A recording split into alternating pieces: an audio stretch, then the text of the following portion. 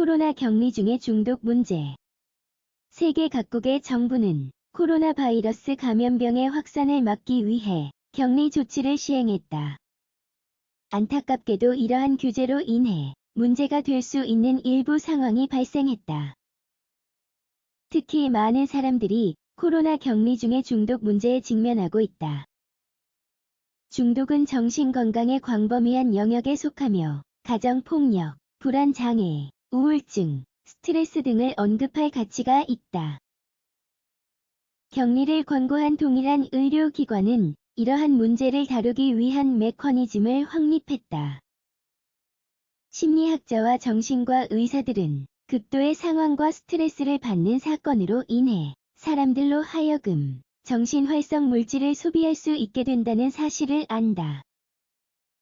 동시에 이들은 도박과 같은 중독 행동을 유발하는 역할을 할 수 있다. 사회적 격리 기간 동안에는 방어 메커니즘을 시행하기가 어렵다.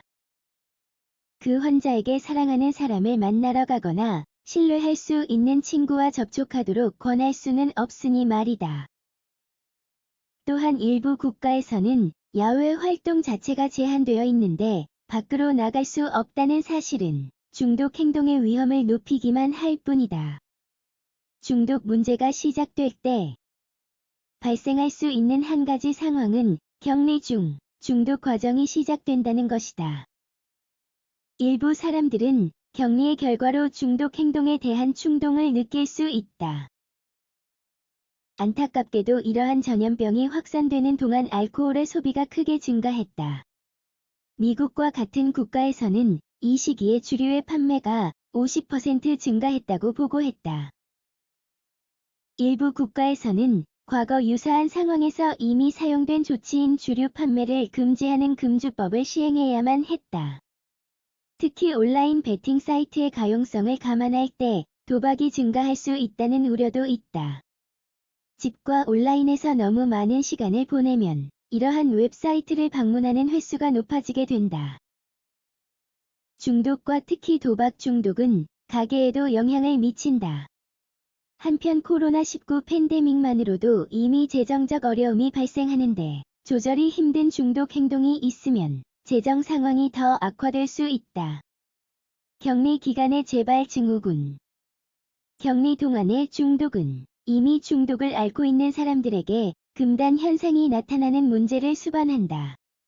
격리는 이들을 금욕으로 제한하고 회복 중인 사람의 경우에는 치료를 방해한다. 중독을 끊기 위한 과정에 있는 환자에게는 소셜 네트워크가 필수적이다. 한 사람의 재활에 동조하는 가족 및 친구와 가상 접촉을 할 수 있는 메커니즘을 구축하는 것이 중요하다. 정신건강 전문가들은 대체로 전화와 가상 상담을 설정하여 회복 과정에 있는 중독 환자에게 도움을 준다.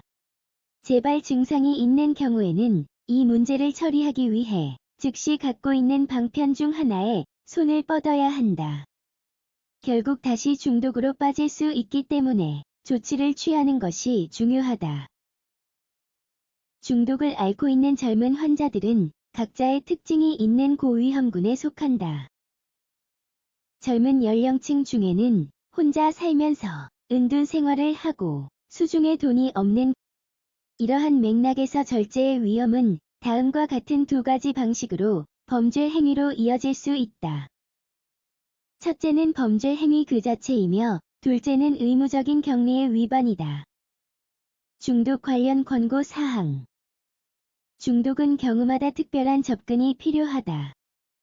예를 들어 흡연, 강박적 도박, 아편 중독과 같은 다양한 문제에 대한 일반적인 행동 지침을 제시하는 것은 어렵다. 마찬가지로 정신건강 분야에서의 경험을 통해 중독 환자들을 돕기 위해 조성하고 이들을 자극할 수 있는 보호 환경이 있다는 것도 알게 되었다. 이러한 환경은 환자가 중독 치료 기간에 있든 없든 모두에게 적용된다. 이러한 일부 조치는 다음과 같다.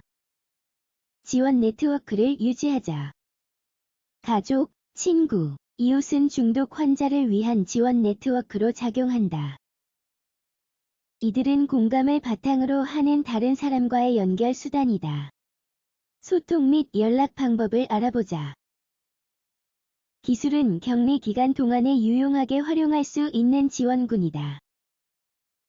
힘든 시기에 온라인으로 심리학자와 정기 상담을 진행하고 나에게 힘이 되는 사람들과 화상통화를 할 수 있다. 중독 환자들은 자신이 가진 두려움에 대해 이야기하고 표현할 수 있는 공간을 찾아야 한다. 입수하는 정보가 사실인지 확인하자.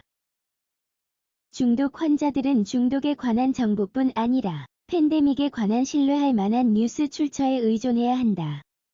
정보에 과하게 노출되는 것은 역효과를 일으키며 더 많은 스트레스를 유발할 수 있다.